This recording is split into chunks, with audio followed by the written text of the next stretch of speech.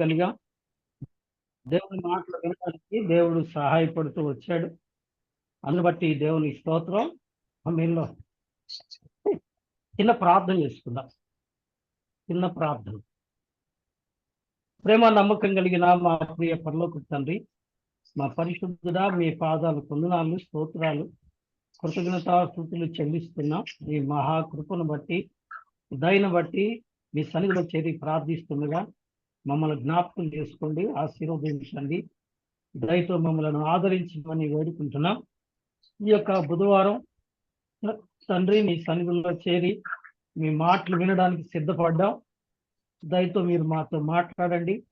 మీ మాటల ద్వారా మాకు కావలసిన గొప్ప దీవెన మాకు అనుగ్రహించమని మీ కృపగల హస్తాలకు అప్పగించుకుంటూ యేసుక్రీస్తు పరిశుద్ధ నామంలో ప్రార్థించి ప్రారంభించుకుంటున్నాము తండ్రి. ఆమేన్. ప్రభునందున్న ప్రియులరా, దేవుని వాక్యంలో నుండి మనం అనేక ప్రార్థనలు చూస్తూ వస్తున్నాం. ఈరోజు దావీదు ప్రార్థన చూద్దాం. దావీదు ప్రార్థన చాలా గొప్ప అర్థవంతమైనది. మనం ప్రతిరోజు ప్రార్థనలు చేస్తాం. ప్రియులరా, దేని కొరకు చేస్తాం? మన కుటుంబాల కొరకు, మన అవసరాల కొరకు, తర్వాత మనతో ఉన్నవారు కొరకు కదండి. కానీ దావీదు చేసిన ప్రార్థనలో ప్రత్యేకత ఏమో ఈ రాత్రి కాలం జ్ఞాపకం చేసుకుందాం. రండి, కీర్తనల గ్రంథం 15వ అధ్యాయం. కీర్తనల గ్రంథం 15వ అధ్యాయము మొదటి వచనాన్ని చదువుకుందామా? మొదటి వచనం.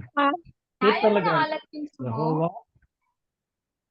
నా మొరను అంగీకరించుము, నా ప్రార్థనకు చెవియొక్కుము.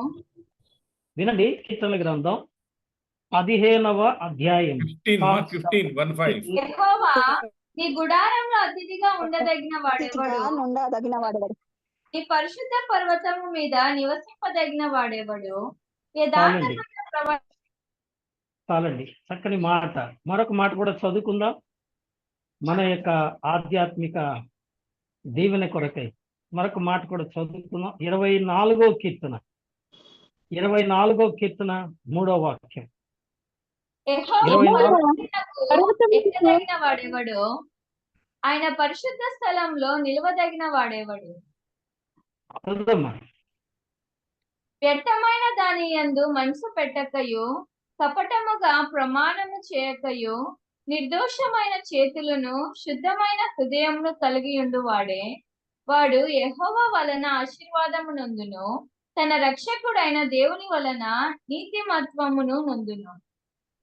ఆయనను ఆశ్రయించు వారు యాకోబు దేవా, నీ సన్నిధిని వెదుకువారు అట్టివారే. గుమ్మములారా.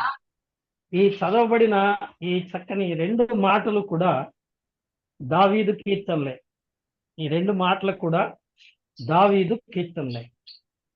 మొదటి దాంట్లో 2 రకాల మాటలు పలికాడు. రెండో దాంట్లో ఒకే విషయాన్ని గురించి మాట్లాడుతున్నాడు. చూడండి, మొదటిగా 15వ అధ్యాయము మొదటి వచనం ఏమంటున్నాడు? యెహోవా నీ గుడారములో అతిథిగా ఉండదగిన వాడు ఎవడు? ఇది మొదటి మాట అండి, మొదటి మాట. రెండవ మాట, నీ పరిశుద్ధ పర్వతము మీద నివసింపదగిన వాడెవడు?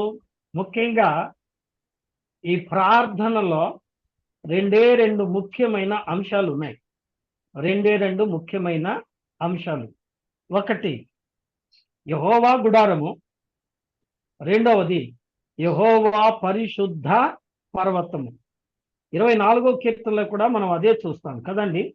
యెహోవా పర్వతమునకు ఎక్కదగిన వాడెవడు? ఆయన పరిశుద్ధ స్థలములో నిలవదగిన వాడెవడు? కదండి. 24వ కీర్తనలో ఒకే విషయాన్ని, అంటే ఆయన పరిశుద్ధ స్థలము, ఆయన పర్వతము అనే మాట చెప్తున్నాడు. కానీ 15వ కీర్తనలో ముందుగా ఒక మాట ఏంటది?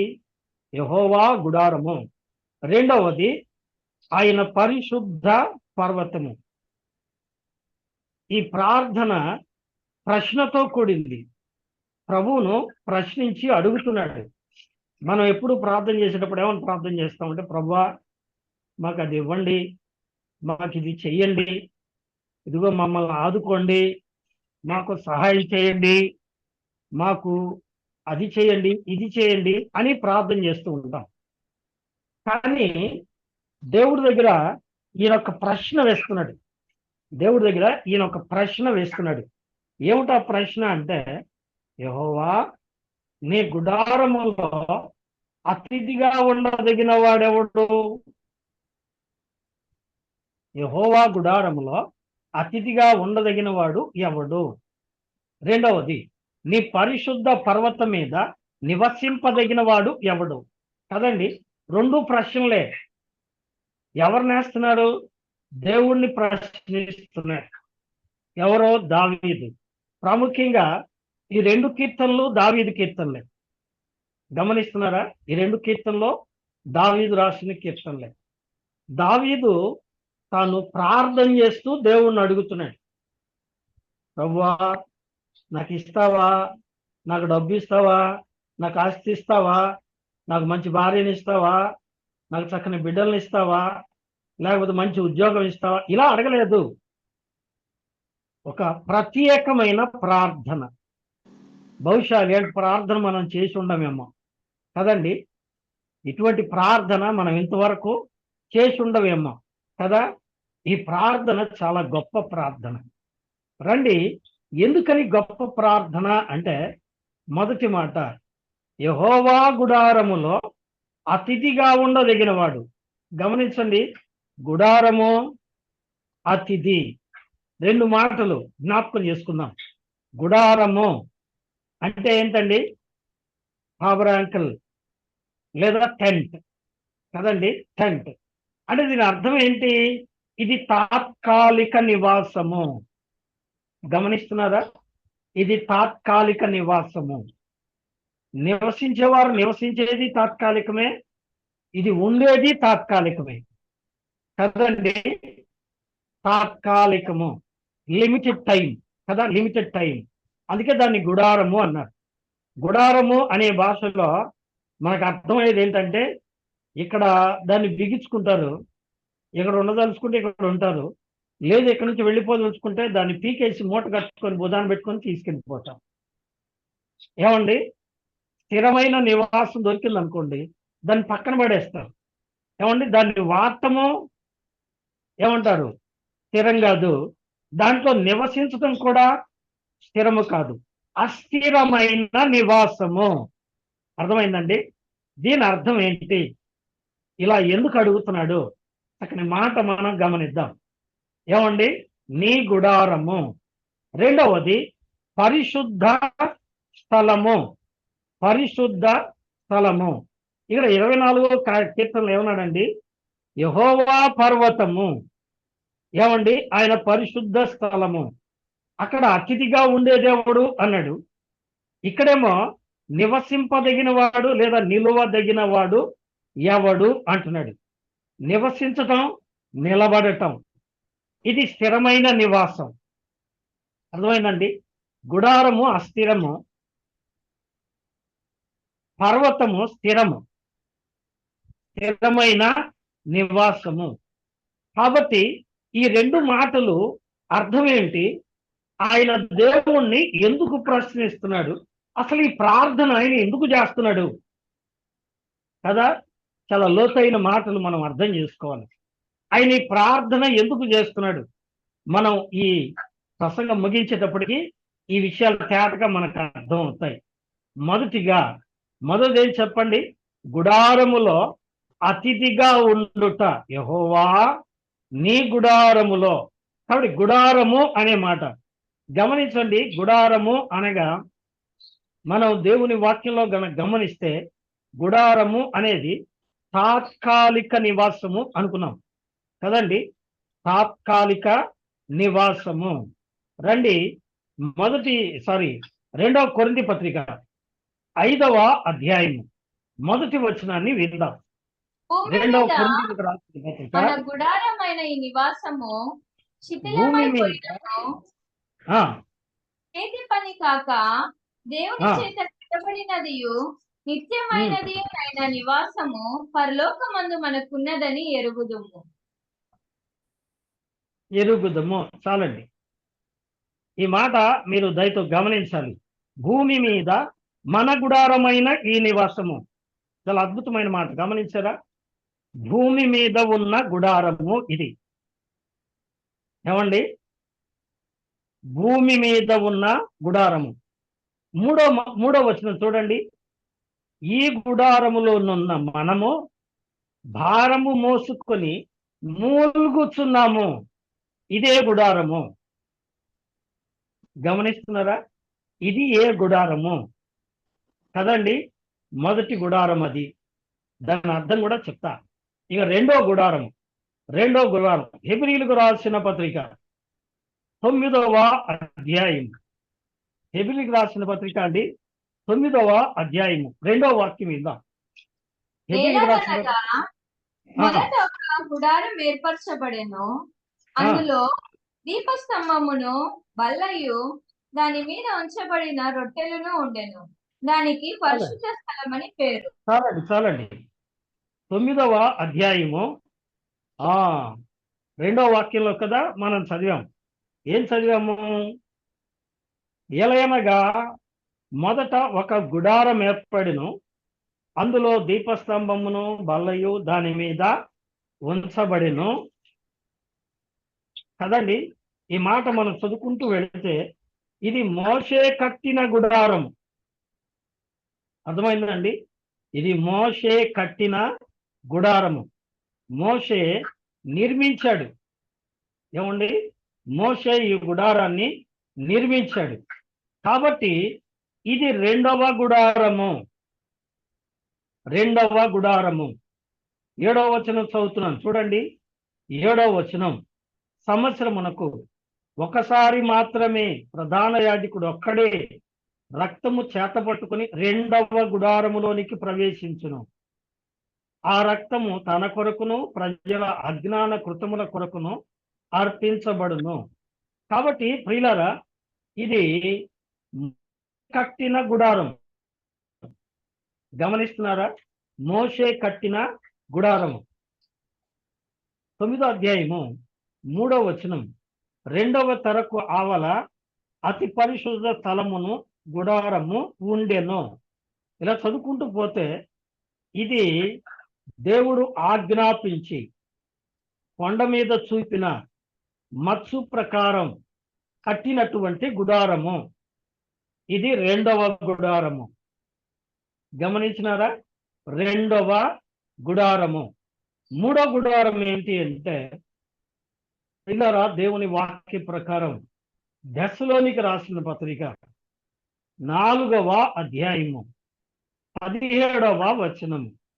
దశలోనికీలకు రాసిన పత్రిక 4వ అధ్యాయము 17వ వచనం. ఆ మీదట సజీవులమై నిలిచిండు మనము వారితో కూడా ఏకముగా ప్రభువును ఎదుర్కొనుటకు ఆకాశ మండలమునకు మేఘముల మీద కొనిపోబడుదుము. కాగా మనము సదాకాలము ప్రభువుతో కూడా ఉందుము. వినండి, ఆకాశ మండలమునకు కొనిపోబడుదుము అన్నారు. తర్వాత కాగా సదాకాలము ఆయనతో ఉందుము. ఈ రెండు మాటలకి తేడా ఉంది. మొట్టమొదటి ఏమంటున్నాడు? ఆకాశ మండలమున కొనిపోబడుదుము అంటున్నాడు. పరలోకానికి అంటం లేదు. అంటే ఇది మూడవ గుడారము. దీని అర్థం కూడా చెప్తాను, జాగ్రత్తగా అర్థం చేసుకోండి. మొదటి గుడారము, రెండవ గుడారము, మూడవ గుడారము. గుడారము అంటే ఏమనుకున్నాం? తాత్కాలిక నివాసము కదండి. మానవ నివాసాలు మూడు ఉన్నాయి. అదే పండితులు చెప్తారు. ఒకటి నరగర్భము, 2 ధరిత్రి గర్భము, 3వది మోక్ష గర్భము అంటారు పండితులు. అంటే మానవుడి మొట్టమొదటి నివాసం ఎక్కడుందండి? తల్లి కడుపులో ఉంటాడు. ఎన్నాళ్ళు ఉంటాడు? ఎన్ని ఏళ్ళు ఉంటాడు చెప్పండి? మీద 70-80 సంవత్సరాలు కదా, 70-80 ఏళ్ళు మా అమ్మ ఒళ్ళోనే ఉంటానులే అని అంటే ఒప్పుకుంటారండి? ఒప్పుకోరు. అట్లా కుదరదు బాబు, నువ్వు అర్జెంటుగా బయటికి రా అని చెప్పినని 8వ నెల దాటి 9వ నెల పడ్డ దగ్గర నుంచి పరీక్షలు చేస్తూ ఉంటారు, ఆపరేషన్కి స్టార్ట్ చేస్తారు. ఎందుకని? ఎక్కువ కాలం ఉండకూడదు. ఏమండి? అది తాత్కాలిక నివాసమే. ఎక్కువ కాలం ఉంటే అమ్మకు బాధ కదండి, అమ్మకు బాధ, ఈయనకు కూడా జీవం తక్కువ, ఎక్కువ కాలం ఉండకూడదు, లిమిటెడ్ టైం. కానీ మానవుడి మొట్టమొదట నివాసము ఏం చెప్పండి? నరగర్భము అన్నారు. దీన్నే శరీరము అన్నారు. శరీరము. అందుకనే కొరింథీ పత్రికలో మనం చదివాం కదండి. ఏం చదివాం? 2వ కొరింథీ పత్రిక 5వ అధ్యాయం 3వ వచనంలో, ఈ గుడారములోనున్న మనము భారము మోసుకొని మూలుగుచున్నాము. ఏ గుడారములో? ఈ శరీరం అనే గుడారంలో ఉన్నాం. విన్నరా? ఇంకో మాట చదవండి. యోబు గ్రంథం 11వ అధ్యాయము 14వ వచనం. యోబు గ్రంథం 11వ అధ్యాయము పాపము 14వ. నీ అమ్మా? చేతిలో పాపము నీ చేతిలో నుండుట చూచి నీవు దాన్ని చూచి? విడిచిన ఎడల, నీ గుడారం నుండి దుర్మార్గతను నీవు కొట్టివేసిన ఎడల, నిశ్చయముగా నిర్దోషివై నీవు సంతోషించదవు. నీ నిర్భయుడవై గుడారములో నుండి, చాలండి, నీ గుడారములో నుండి దుర్మార్గతను కొట్టివేసిన ఎడల అంటాడు. ఇదే మాట ఇంకో చోట కూడా ఉందండి. యోబు గ్రంథం 22వ అధ్యాయము 23వ వచనం. సర్వశక్తుని వైపు నీవు తిరిగి నీ గుడారములో నుండి దుర్మార్గతను తీసివేసిన ఎడల అంటాడు కదండి. అక్కడ ఇక్కడ చెప్పబడిన గుడారం ఏది? మన దేహము గుడారము. ఏమండి? ఈ దేహంలో ఎంతకాలం ఉంటాం? మోషే అన్నాడు, ఏమండి, మా ఆయుష్ కాలం 70 సంవత్సరాలు, అధికమైతే 80 సంవత్సరాలు, అది ఆయాసమే దుఃఖమే కదండి. 80 ఏళ్ళు బతికినా, 60 ఏళ్ళు బతికినా, 90 ఏళ్ళు బతికినా, ఏమండి, ఈ గుడారమును విడిచిపెట్టి పోవలసిందే. అదే పౌలు గారు అన్నాడు, భూమి మీద మన గుడారమైన ఈ నివాసము శిథిలమైపోవును. వినరా? దీన్ని తాత్కాలిక నివాసము అంటారు. ఈ తాత్కాలిక నివాసంలో ఎలా ఉంటాం చెప్పండి? అతిథిలాగా ఉంటాం. అతిథిలాగా ఉంటాం. తల్లి కడుపులో ఉన్నంతసేపు బిడ్డకు మళ్ళీ ఆకలి ఏమి అధికంగా తింటది కదండి. ఆ తల్లికి మరి ఎక్కువైన మంచి ఆహారం పెడతారు. ఆమె ఎప్పుడు తిన్నవి కూడా పెడతారు. ఎవరి కోసం పెడతారు చెప్పండి? లోపల ఉన్నోడి కోసం. ఏమండి, ఆయన అతిథి హాయిగా లోపల కాలు మీద కాలు వేసుకొని నోట్లో వేసుకొని కూర్చొని కమ్మగా తింటాడు కదండి. అతిథి కదండి, అతిథి. ఈ లోకంలో కూడా మనము ప్రియులారా అతిథులమే. ఏమండి, అతిథులమే కదండి. కాబట్టి శరీరం అనేది మొట్టమొదటి గుడారము. శరీరం అనేది మొట్టమొదటి గుడారము. ఇక రెండో గుడారము పరలోకపు మచ్చును చూసి కదండి, పరలోకపు మచ్చును చూసి. అందుకనే కొండ మీద నీకు చూపించబడిన ఆ యొక్క స్వరూపము చొప్పున గుడారమును నిర్మించుము అని దేవుడు మోషేకు చెప్పాడు. ఈ గుడారాన్ని ఏమన్నారు? ఈ గుడారాన్ని ఏమన్నారండి? ఈ గుడారమే ఏమండి? ప్రత్యక్ష గుడారము. అర్థమైందండి? ప్రత్యక్ష గుడారము అనగా దేవుని మందిరము. ఎక్కడుంది అది? భూమి మీద ఉంది. పరలోకంలో ఉన్నదానికి మచ్చుగా పోలికగా చూపించాం కదండి. హెబ్రీయులకు రాసిన పత్రిక అండి, హెబ్రీయులకు రాసిన పత్రికలో 9వ అధ్యాయంలో మనము చదువుతాం ఉపమానముగా. ఎక్కడుందన్నమాట? హెబ్రీయులకు రాసిన పత్రిక 9వ అధ్యాయము ఉపమానముగా అని మనకు చూస్తాం. చూడండి 9వ వచనం కదా, ఈ గుడారము ప్రస్తుత కాలమునకు ఉపమానముగా ఉన్నది కదండి. అంతేకాదు, ఆయన పరలోకములో దేవుడు చూపించిన మచ్చును బట్టి ఈ గుడారాన్ని కట్టాడు. కాబట్టి ఇది దేవుని మందిరము. ఒకటి శరీరం అనే గుడారము, రెండవది దేవుని మందిరం అనే గుడారం. దేవుని మందిరంలో కూడా ఎన్నాళ్ళు ఉంటాం? ప్రాణం పోయేంత వరకు కదండి. అసలు కొంతమంది సంవత్సరం కూడా ఉంటుందా.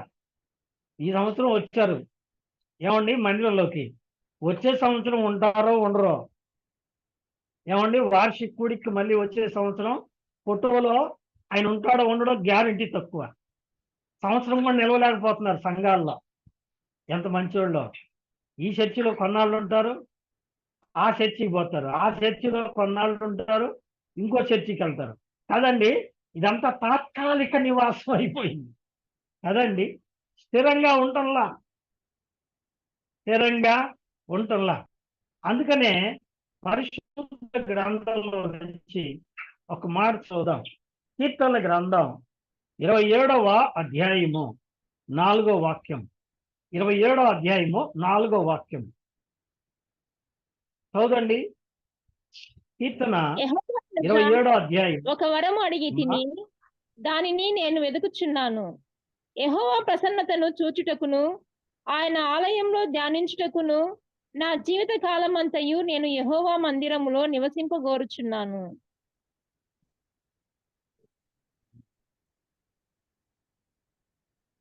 చదవాలా అంకుల్? సారీ, 5వ వచనం అమ్మ. ఆపత్కాలమున ఆయన తన పర్ణశాలలో నన్ను దాచును, తన గుడారము మాటున నన్ను దాచును. ఏమండి, తన గుడారము అన్నాడు ఇక్కడ. మళ్ళా 6వ వచనం చూడండి.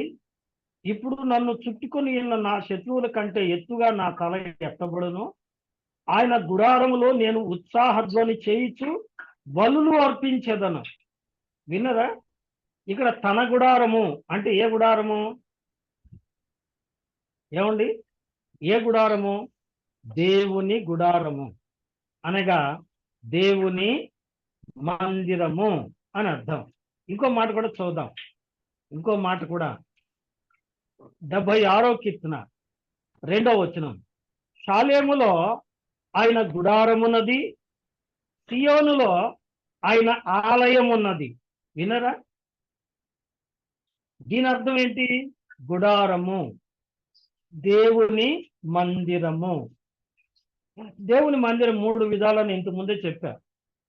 ఒకటి తాత్కాలిక నివాసము, 2 స్థిరమైన నివాసము, 3 ఆత్మీయ నివాసము. అంటే ప్రత్యక్ష గుడారము, యెరూషలేము బంగారు దేవాలయము, 3 యేసుక్రీస్తు వారు నిర్మించిన ఆత్మల మందిరము కదండి. పేతురు రాసిన మొదటి పత్రిక 2వ అధ్యాయం 5వ వచనం. కాబట్టి మనము మందిరముగా కట్టబడుతున్నాము అంటే, కాబట్టి ఈ గుడారము దేవుని మందిరము, దేవుని మందిరము. కాబట్టి మొదటి గుడారము మన శరీరం. ఈ శరీరమైన గుడారములో ప్రియులారా ఏం నివసిస్తుంది? పాపము నివసిస్తుంది మొట్టమొదట.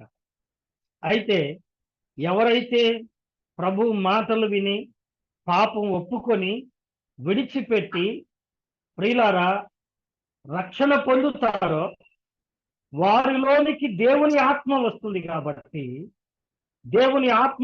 కాబట్టి వారి దేహము ఏమవుతుంది? మీ దేహము దేవుని ఆలయమై, ఎక్కడుందన్నమాట? కొరింథీయులకు రాసిన పత్రిక, మొదటి కొరింథీయులకు రాసిన పత్రిక 6వ అధ్యాయము కదండి. 6వ అధ్యాయము 19వ వాక్యం కదా.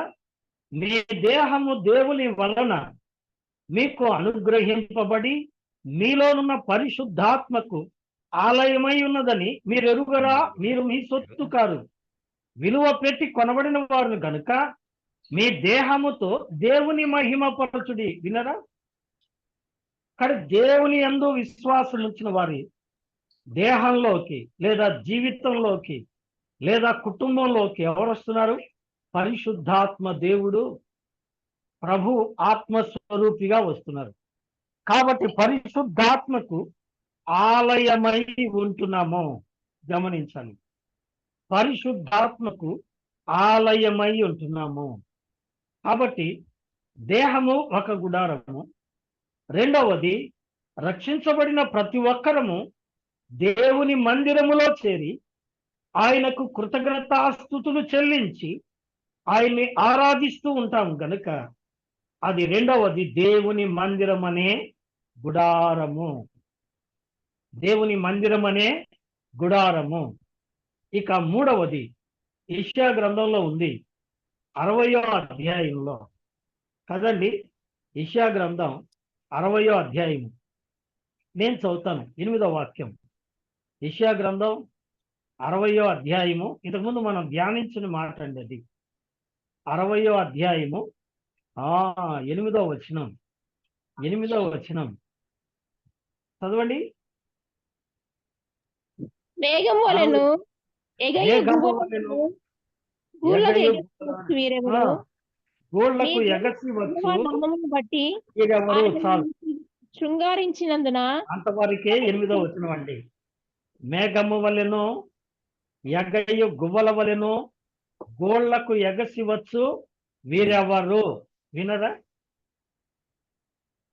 వీళ్ళు ఎగిరిపోతున్నారు. ఇందాక మనం చదివాం దశలోనికి రాసిన పత్రిక 4వ అధ్యాయం 17వ వచనం.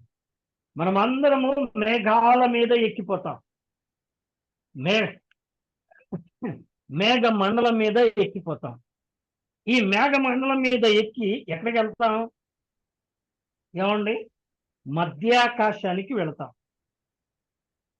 ఎక్కడికి వెళ్తాం చెప్పండి? మధ్యాకాశానికి వెళతాం. ఈ మధ్యాకాశములోనే పెళ్లి జరుగుతుంది. అందుకని ప్రకటన గ్రంథం 19వ అధ్యాయం అంటాడు, గొర్రె పిల్ల వివాహోత్సవమునకు పిలవబడిన వారు ధన్యులు. ఏమండి? ఇది కూడా తాత్కాలిక గుడారమే. ఎక్కడుంది ఇది? మధ్యాకాశం. ఎక్కి వెళ్ళిన వారు నేరుగా పరలోకం వెళ్ళరు. ఎక్కడికి వెళ్తారు చెప్పండి? ఇప్పుడు రండి, యోవేలు గ్రంథం. యోవేలు గ్రంథం అండి, 2వ అధ్యాయం అండి, 16వ వాక్యం అండి. 16వ వాక్యం. చూచుచుండగా మన దేవుని మందిరములో ఇక సంతోషమును ఉత్సవమును నిలిచిపోయెను. మన 2వ అధ్యాయం 16వ వచనం. జనులను సమకూర్చుడి, సమాజ కూటము ప్రతిష్ఠించుడి, పెద్దలను పిలువనంపించుడి, చిన్నవారిని స్తన్యపానము చేయు బిడ్డలను తోడుకొని రండి. ఈ కింద 2 లైన్లు నాకు అవసరం. పెళ్లి కుమారుడు అంతఃపురములో నుండి, ఎక్కడి నుంచి చెప్పండి? అంతఃపురములో నుండి. కింద లైన్, పెళ్లి కుమార్తె గదిలో నుండి. వినరా? పెళ్లి కుమారుడు ఎక్కడి నుంచి వస్తాడు? అంతఃపురంలో నుంచి వస్తాడు. పెళ్లి కుమార్తె ఎక్కడి నుంచి వస్తుంది? గదిలో నుంచి వస్తుంది. ఏమిటి గది? దీన్ని పెళ్లి కుమార్తె గది అన్నారు. ఈ పెళ్లి కుమార్తె గది గురించి ఇంతకుముందు చెప్పారు. ఇది ఎక్కడ ఉంటుందంటే పెళ్లి కుమారుడు యొక్క స్థానంలోనే ఉంటుంది. అయితే ప్రత్యేకంగా ఆమె కొరకు ఒక రూమ్, ఒక గది కేటాయిస్తారు. అందులో కావలసిన అనుకూలమైన పరిస్థితులన్నీ సమకూరుస్తారు. ఏంటివి? ఆమె మేకప్ చేసుకోవడానికి, డ్రెస్సింగ్ చేసుకోవడానికి, భోంచేయడానికి, తను వివాహానికి సిద్ధపడటానికి కావలసిన అనుకూలమైన పరిస్థితులన్నీ ఏర్పాటు చేసి ఒక గది ఇస్తారు. అది పెళ్లి కుమార్తె గది. పెళ్లి కుమార్తె వాళ్ళు అంటే చెల్లి కత్తిలు మాత్రమే ఉంటారు అక్కడ. దాన్ని పెళ్లి కుమార్తె గది అంటారు. ఇందులో ఎన్నాళ్ళు ఉంటుంది ఆవిడ? చెప్పండి, ఎన్నాళ్ళు ఉంటుంది? ఏమండి? ఎన్నాళ్ళు ఉంటుంది? పెళ్లికి తల్లి వస్తుంది, ఆ గదిలో ఉంటుంది. మ్యారేజ్ టైం అంటే పీటల మీద పెళ్లి ప్రారంభించేదాకా ఆ గదిలో ఉంటుంది. తర్వాత పీటల మీదకి పిలవగానే పీటల మీదకి వెళ్ళిపోద్ది. పెళ్లి చేసుకుంటుంది. పెళ్ళి అయిన తర్వాత ఏం చేసి చెప్పండి, పెళ్లి కుమారుని ఇంట్లోకే వెళుతుంది. కాబట్టి గమనించండి, సంఘం మేఘాల మీద ఎక్కిపోద్ది. సంఘం మేఘాల మీద ఎక్కిపోయి ఎక్కడికి వెళ్ళిద్దండి, మధ్యాకాశానికి వెళ్తుంది. అక్కడ ఎంతకాలం ఉంటుందంటే మ్యారేజ్ అయ్యేంత వరకు ఉంటుంది. మ్యారేజ్ అయిన తర్వాత ప్రభువారితో కలిసి ప్రయాణం అవుతుంది. కాబట్టి ప్రియులారా, అది గుడారమే. ఎందుకు అంటే ఒక మాట మనం అనుకున్నాం, గుడారము అనగా తాత్కాలిక నివాసము అనుకున్నాం. సో కాబట్టి ఎన్ని గుడారాలు చెప్పండి?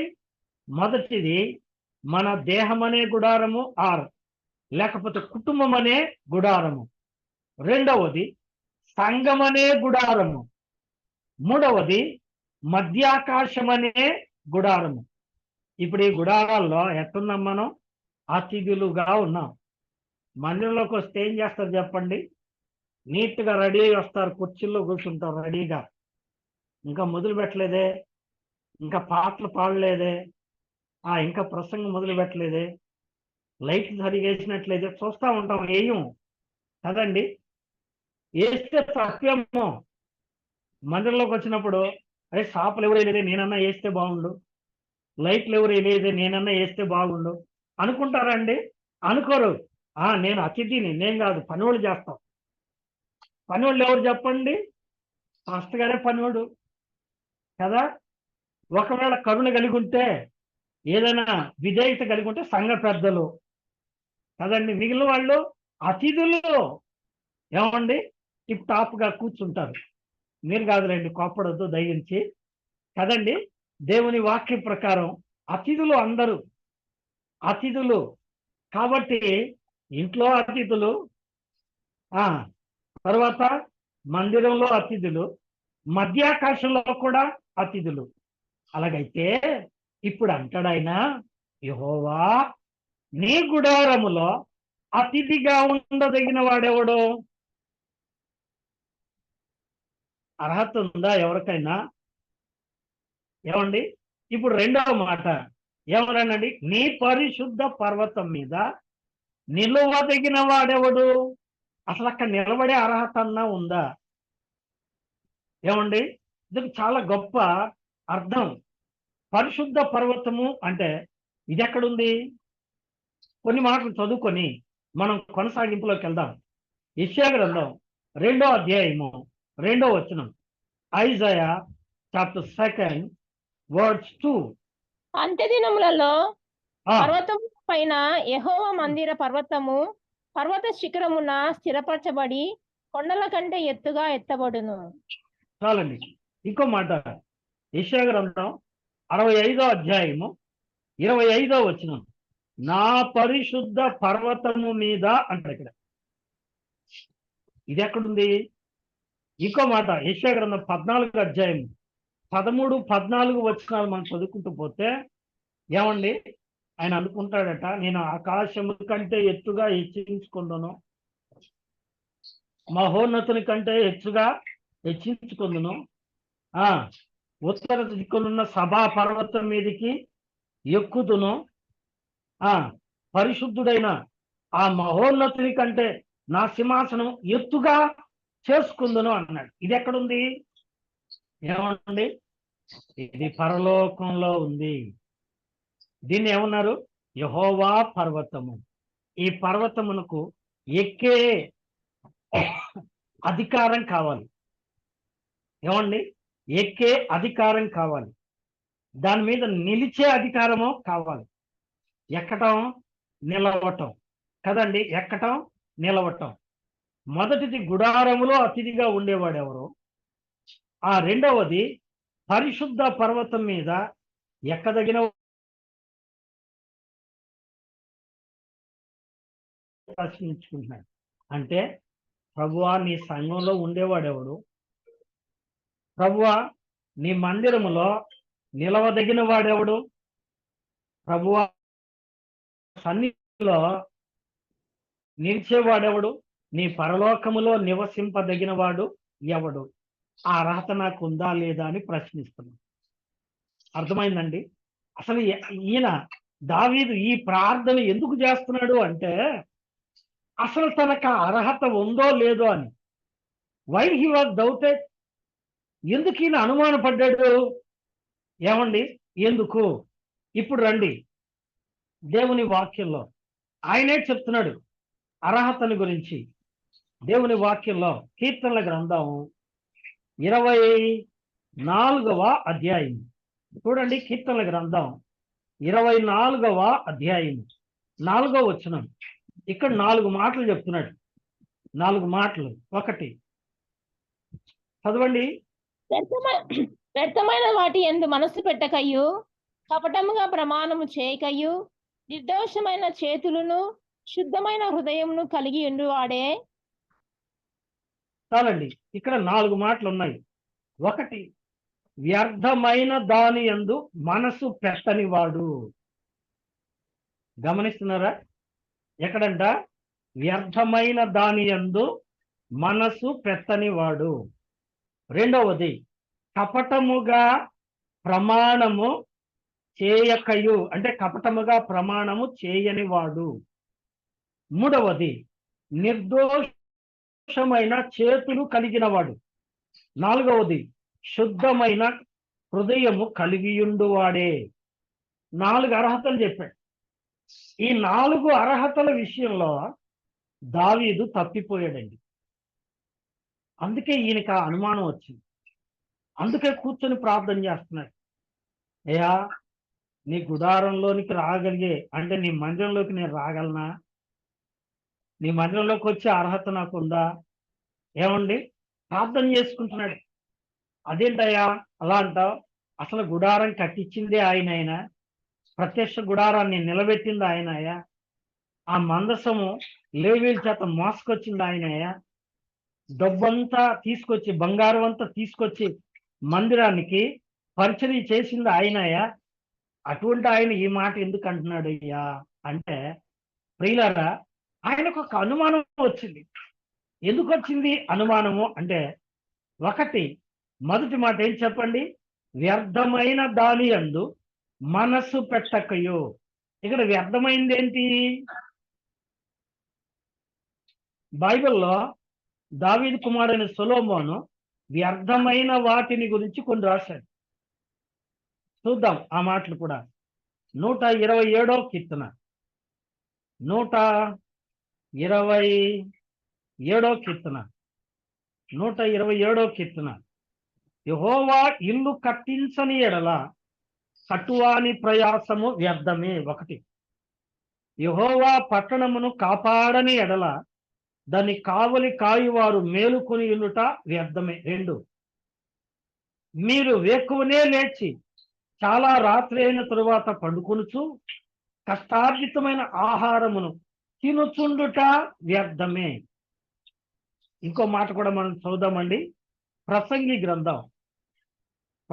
గ్రంథం అండి 2వ అధ్యాయము. ప్రసంగి గ్రంథం 2వ అధ్యాయము చదువుదాం. ఇక్కడ ప్రియులారా 4వ వచనం నుంచి నేను వరుసలో చదువుతాను, దయచేసి చూడండి. ప్రసంగి గ్రంథం 2వ అధ్యాయము 4వ వచనం జాగ్రత్తగా గమనించండి. నేను గొప్ప పనులు చేయబూనుకొంటిని, నా కొరకు ఇండ్లు కట్టించుకొని ద్రాక్ష తోటలు నాటించుకొంటిని, నా కొరకు తోటలను శృంగార వనములను వేయించుకొని వాటిలో సకల విధములైన ఫలవృక్షములను నాటించి తిని, వృక్షముల నారుమళ్లకు నీరు పారుదలకై నేను చెరువులు తవ్వించి తిని, పనివారిని పనికత్తెలను సంపాదించుకొంటిని, నా ఇంట పుట్టిన దాసులు నాకుండిరి. యెరూషలేమునందు నాకు ముందుండిన వారందరికంటే ఎక్కువ పశుల మందలు, గొర్రె మేకలు మందలు బహు విస్తారముగా సంపాదించుకొంటిని. నా కొరకు నేను వెండి బంగారమును రాజులు సంపాదించు సంపదను ఆయా దేశములలో దొరుకు సంపత్తును సమకూర్చుకొంటిని.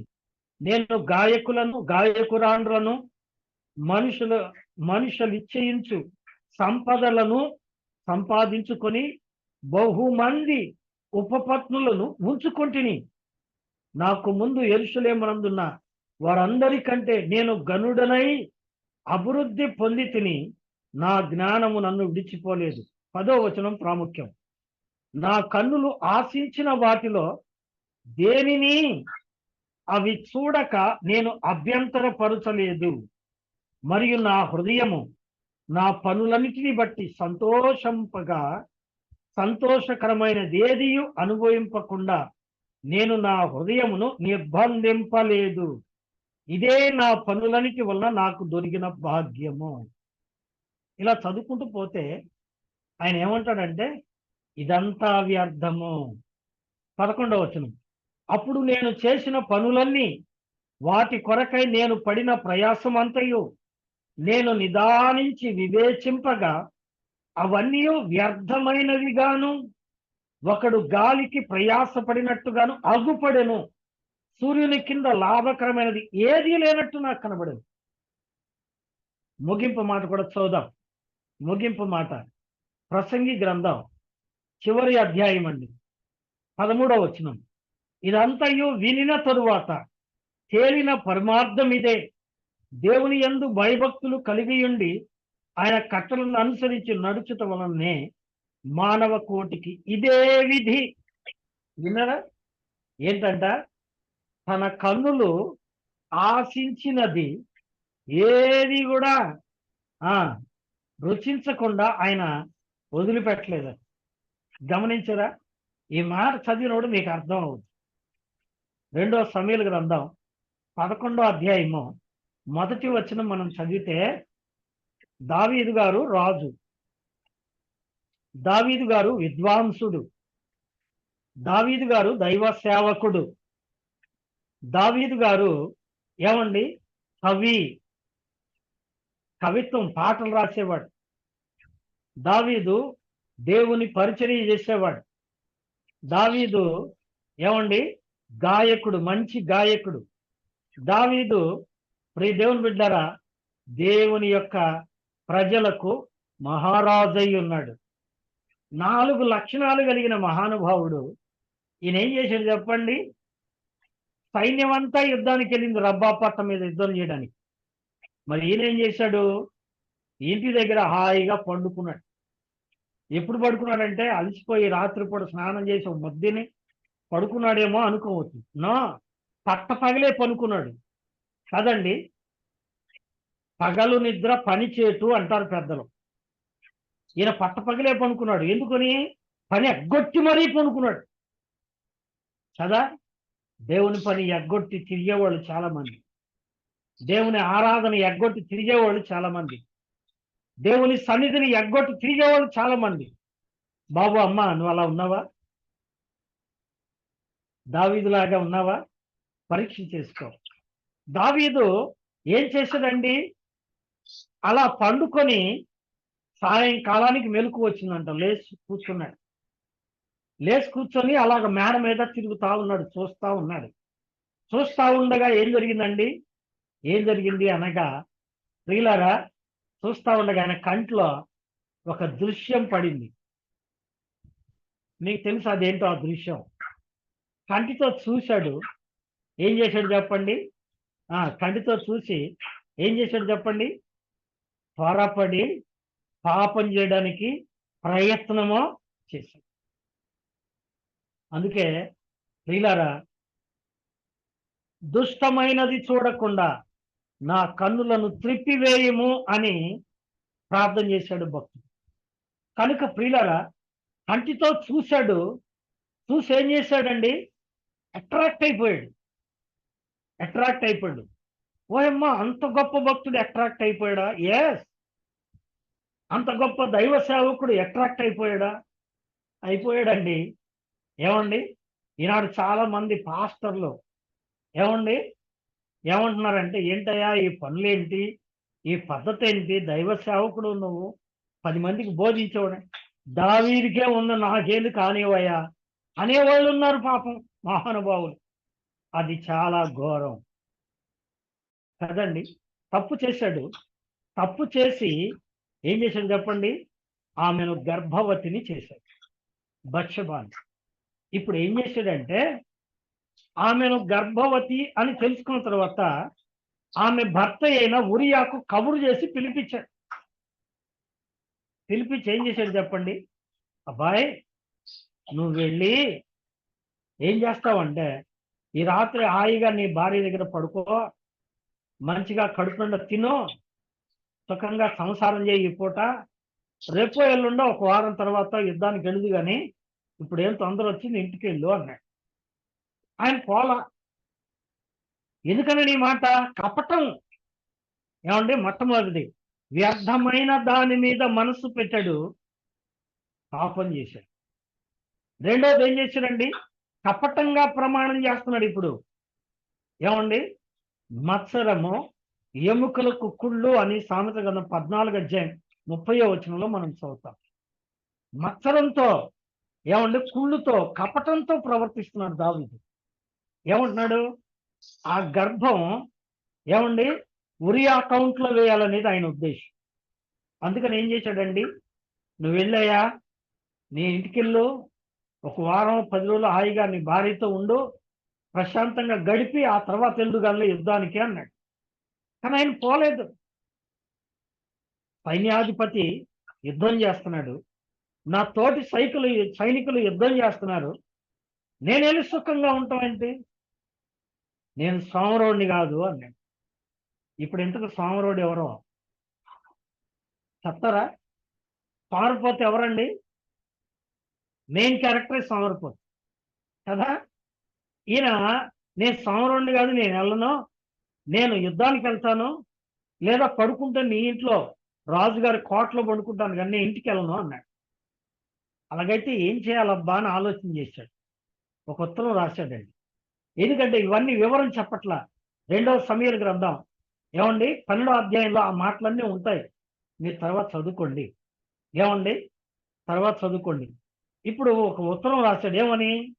యుద్ధం బాగా జరిగే చోట బాగా అనుభవం కలిగిన వారు ఉండి యుద్ధంలో గెలవగలిగే పరిస్థితి లేని చోట మరణం ఎక్కడైతే వచ్చుద్ది అనుకుంటారో అక్కడ పెట్టి ఇతన్ని చంపేసేయి అని యోవాబుకు ఉత్తరం రాసి ఆ మరణ శాసనం ఎవరి చేతికి ఇచ్చి పంపించాడండి? ఉరియా చేతికి ఇచ్చి పంపించాడు. ఎంత కపటం అండి! ఏమండి? ఎంత కపటం! కపటముగా ప్రమాణము చేయకయో. ఇప్పుడు ఏమైపోయాడండి? ఇప్పుడు రండి, సమూయేలు గ్రంథం 2 సమూయేలు గ్రంథం కదా, 2 సమూయేలు గ్రంథం 11వ అధ్యాయం చివరి వచనం చదవండి. 2 సమూయేలు గ్రంథం. కాలము తీరిన తర్వాత ఆ, దావీదు దూతలను పంపి ఆమెను తన నగరికి తెప్పించుకొనగా ఆమె అతనికి భార్య అయి అతనికి ఒక కుమారుని కనెను. అయితే దావీదు చేసినది యెహోవా దృష్టికి దుష్కార్యంగా ఉండెను. అయితే దావీదు చేసినది యెహోవా దృష్టికి దుష్కార్యముగా ఉండెను. చివరి మాట, చివరి లైన్, దావీదు చేసింది దేవుడు చూశాడు. ఈరోజు చాలా మంది మనలో ఏమనుకుంటారంటే, ఎవరు చూశారు? పాస్టర్ గారు చూసారా? పాస్టర్లు చూస్తున్నారా? ఏమండి? కొన్నిసారి మనం ధ్యానం చేశాం, దేవుడు చూస్తున్నాడు, జాగ్రత్త. దేవుడు చూస్తున్నాడు, ఆకాశము నుండి తన గంపంత నేత్రం పెట్టి చూస్తున్నాడు. ఆయన దృష్టికి కనబడకుండా దాక్కోగలమా? కదండి, దాక్కోడానికి ప్రయత్నం చేస్తే కష్టం. ఇప్పుడు చూశాడు, పరిస్థితి ఏమైపోయిందండి? దేవుని దృష్టికి దోషి అయిపోయాడు. ఏమండి? అయితే నిర్దోషి ఎలా అవుతాడు? నిర్దోషి ఎలా అవుతాడు? 12వ అధ్యాయంలో మనం చదువుతూ పోతే, ప్రియులారా, నాతాను ప్రవక్త వచ్చి చెప్పాడు. ఏం చెప్పాడు? 7వ వచనం, ఆ మనుష్యుడవు నువ్వే ఉరియా భార్యను నీకు భార్యగా చేసుకుని ఉరియాను చంపించావు గనక, నీవు నరహత్య చేశావు గనక జాగ్రత్త అని హెచ్చరించినప్పుడు ఏం చేస్తున్నాడు చెప్పండి? దేవుని సన్నిధిలో కూర్చున్నాడు. ఏమండి? దేవుని సన్నిధిలో కూర్చున్నాడు. దేవుని వాక్యంలోనికి వెళ్దాం. కీర్తనల గ్రంథం 26వ అధ్యాయము 6వ వాక్యం విందాం. కీర్తనల గ్రంథం 26వ అధ్యాయము 6వ వాక్యం. నిర్దోషినని నా చేతులు కడుకొందును, యెహోవా నీ బలిపీఠము చుట్టూ ప్రదక్షిణము చేయుదును. చాలండి. ఏమండి 26వ కీర్తనలో ఏమన్నాడు? నిర్దోషినని నా చేతులు కడుక్కొందును, యెహోవా నీ బలిపీఠము చుట్టూ ప్రదక్షిణము చేయుదును. ఏం చేస్తున్నట్ట? చేతులు కడుక్కుంటాడట. ఎందుకని? ఉరియాని చంపిన పాతకము ఎక్కడుంది? ఆయన చేతిలో ఉంది. ఏమండి? ఆయన చేతిలో ఉంది. అందుకే యెషయా గ్రంథం 1వ అధ్యాయము 15-16 వచనాలు. యెషయా గ్రంథం 1వ అధ్యాయము మీరు 15. నీ చేతులు చాపునప్పుడు మిమ్మును నేను- చూడక నా కన్నులు కప్పుకొందును.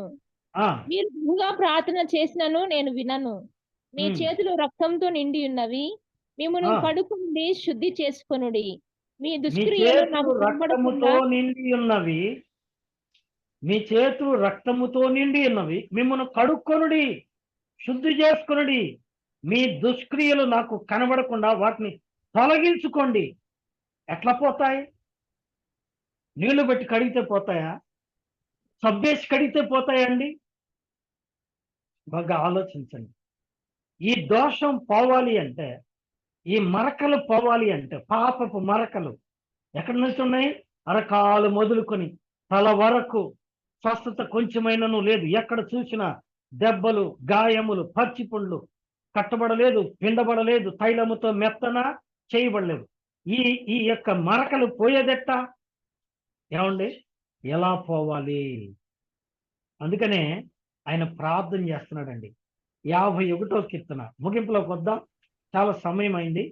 51వ కీర్తన 7వ వచనం. 7వ వచనం. నేను 51వ కీర్తన. పవిత్రుడైనట్లు హిస్సోపుతో నా పాపము పరిహరింపుము. హిమము కంటెను నేను తెల్లగా నుండునట్లు నీవు నన్ను కడుగుము. ఏమంటున్నాడండి? హిమముక్క తెల్లగా ఉన్నట్టు నీవు నన్ను కడుగయ్యా. కడుక్కోవటం అంటే ఈయన కడుక్కోవటం కాదండి. ఈయన కడుక్కుంటే పోవు. ఎవరు కడగాలి? ప్రభువు కడగాలి. ప్రకటన గ్రంథం 1వ అధ్యాయము 6వ వాక్యం. మనలను ప్రేమించుచు తన రక్తము వలన మన పాపముల నుండి మనలను విడిపించిన వానికి అని ఉంటుంది. పుట్టినట్లు ఏముందండి? కడిగిన వానికి. పాపముల నుండి కడిగేది ఎవరు కడుగుతారు? ప్రభువు. దేంతో కడుగుతాడు? ఆయన రక్తముతో. పాపం పోవాలి అంటే రక్తముతో కడగబడాలి. వినరా? రక్తంతో కడగబడితే తప్ప పాపం పోదు. పాపం పోతే తప్ప దేవుని గుడారములో నీకు అర్హత లేదు. ఎందుకని? ఇప్పుడు రండి 51వ కీర్తన 10వ వాక్యం. 51వ కీర్తన 10వ వాక్యం. దేవా యందు శుద్ధ హృదయము కలుగజేయము, నా అంతరంగంలో స్థిరమైన మనస్సును నూతనముగా పుట్టించుము. చదమ్మా.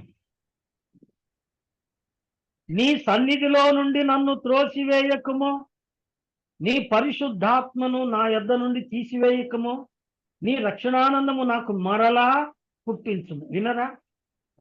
అయ్యా నన్ను తోసేయొద్దు, అయ్యా తోసేయద్దు. ఎవరు తోసేశారు? దేవుడు తోసేశాడా? వినండి, ఆ పాస్ట్ గారు నెట్టేశాడు రా, ఆ పాస్ట్ గారు తుంచేశాడు రా.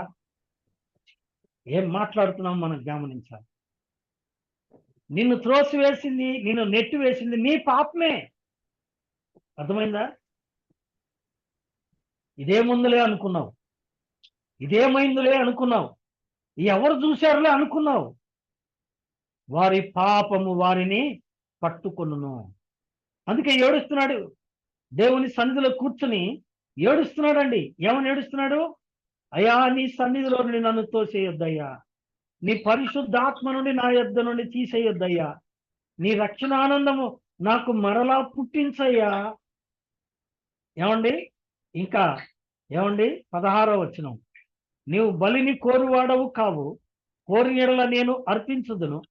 దహన బలు నీకు ఇష్టమైనవి కావు, విరిగి నలిగిన మనసే దేవునికి ఇష్టమైన బలి. దేవా, విరిగి నలిగిన హృదయమును నీవు అలక్ష్యము చేయవు. వినరా? బతిలాడుకుంటున్నాడు, ఏడుస్తున్నాడు. అయ్యా నేను తప్పు చేశాను, నీ వాక్యం ప్రకారం నేను వ్యర్థమైన చూపు చూశాను, చేయకుండా పాపం చేశాను. నేను కపటంగా ప్రమాణం చేశాను, ఒక మనిషి ప్రాణం తీసి హంతకుండా అయిపోయాను. నా చేతులు రక్తంతో నిండుకున్నాయి, నా చేతులు కడుగయ్యా, నిర్దోషినిగా చేయయ్యా, నాకు శుద్ధ హృదయం కలుగ చేయ, నీ సన్నిధిలో తోసేయొద్దయ్యా, నీ పరిశుద్ధాత్మ తీసేయొద్దయ్యా, రక్షణను మరలా నాకు ఇయ్యయ్యా అని వేడుకున్నాడు. ఏమండి, ఇప్పుడు అర్థమైందా అండి దావీదు ఈ ప్రార్థన ఎందుకు చేశాడో? తను కోల్పోయిన దాన్ని తిరిగి సంపాదించుకోవడానికి. ఎందుకు అంటే, దేవుని బిడ్డారా, 86వ కీర్తన 5వ వచనం, 86వ కీర్తన 5వ వచనం, ప్రభువా 86. అమ్మా, నీవు దయాళుడవు, క్షమించుటకు ప్రభువా, మనసు గలవాడు. ప్రభువా నీవు దయాళుడవు, క్షమించుటకు సిద్ధ మనస్సు గలవాడవు. యోహాన్ అంటాడు, మన పాపములను మనము ఒప్పుకొనిన ఎడల ఆయన నమ్మదగిన వాడు, నీతిమంతుడు గనుక ఆయన మన పాపములను క్షమించి సమస్త దుర్నీతి నుండి మనలను పవిత్రులుగా చేయును. 7వ వచనం, ఆయన కుమారుని యేసు రక్తం ప్రతి పాపం నుండి మనల్ని పవిత్రులుగా చేయును. వినరా? పాపం కడిగే దేవుడు, పరిశుద్ధ పరిచే దేవుడు, క్షమించ సిద్ధ మనస్సు కలిగిన దేవుడు. దేవుడు నామానికి స్తోత్రం కదండి. ఇప్పుడు ఆయన ప్రార్థన ఏంటండి? యెహోవా నీ గుడారములో అతిథిగా ఉండే అర్హత నాకుందా? లేదని నాకు అర్థమైంది, దయతో నాకు అనుగ్రహించు. ప్రార్థన చేసి, యెహోవా నీ పరిశుద్ధ పర్వతానికి ఎక్కగలిగే ఆ యొక్క చోట నిలిచే అవకాశం నాకుందా? చదవండి మరొక మాట. ఏమండి, మరొక మాట, లూకాసు వార్త 21వ అధ్యాయము. ఈ మాట తప్పక చదవాలి. లూకాసు వార్త 21వ అధ్యాయం, యేసు ప్రభు వారు చెప్పిన మాట, యేసుక్రీస్తు ప్రభు వారు చెప్పిన మాట, 36వ వచనం. కాబట్టి మీరు జరగబో వీటినెల్లను తప్పించుకొని మనుష్య కుమారుని ఎదుట నిలువబడ్డకు శక్తి గలవారగునట్లు ఎల్లప్పుడూ ప్రార్థన చేయుచు మెలకువగా ఉండుడి. ఏమంటే క్వాలిఫై అవ్వాలి, ఆ క్వాలిఫికేషన్ సంపాదించుకోవాలి. అది మనకుందా? దావీదు అంటున్నాడు, అయ్యా నాకుందా? నాలో ఉన్న లోపాన్ని కడిగయ్యా, నన్ను పరిశుద్ధపరచయ్యా, నన్ను అర్హుడిగా చేయయ్యా. ప్రార్థన కదండి, ఎంత మంచి ప్రార్థన. ఇప్పుడు ఒక ప్రశ్న, ఇటువంటి ప్రార్థన ఎప్పుడన్నా చేశానా? ప్రభువా నేను నీ మందిరంలో ఉండటానికి అర్హుడినేనా? ప్రభువా నీ ఆరాధనకు నేను అర్హుడినేనా? ప్రభువా మధ్యాకాశంలోకి ఎగిరిపోగలే శక్తి నాకుందా? నీ పరలోకంలో నీ సింహాసనంలో కూర్చునే అర్హత నాకుందో లేదో? నేను ఎక్కడ తప్పిపోయానో నన్ను క్షమించు ప్రభువా, నన్ను పరీక్షించు ప్రభువా. 139వ కీర్తనలో దావీదు పరిశీలించుకున్నాడు కదండి. కాబట్టి దేవుని సన్నిధిలో 32వ కీర్తనలో దావీదు అన్నట్టుగా, నీకే, కేవలం నీకే వ్యతిరేకంగా నేను పొరపాటు చేశానయ్యా, నన్ను క్షమించు ప్రభువా అని ప్రార్థించాడు. మన పాపాల కొరకై యేసయ్య సిలువలో మరణించి ప్రాణం పెట్టి రక్తం చిందించి మన ప్రతి పాపమును కడిగాడు. దినదినము ఆయన మన కొరకు చేతులు చాపి పిలుస్తున్నాడు. జారిపోవద్దు, పడిపోవద్దు, ప్రయాసపడి భారం మోసుకొనుచున్న సమస్త జనులారా, లోబడినోళ్ళని ప్రజలరా, నా యొద్దకు రండి అని పిలుస్తున్నాడు. కాబట్టి మనం ప్రభు దగ్గరికి వద్దాం, సరిదిద్దుకుందాం, ఆ అర్హతను సంపాదించుకుందాం. దావీదు అందుకే ప్రార్థించి, అయ్యా నాకు అర్హత ఇయ్యయ్యా అని వేడుకున్నాడు. మనం కూడా అలాంటి ప్రార్థన చేయుట కొరకై ప్రభు మనకు సహాయపడును గాక. దేవుడు తన మాటలను ఆశీర్వదించును గాక. ఆమేన్. Thank you, brother.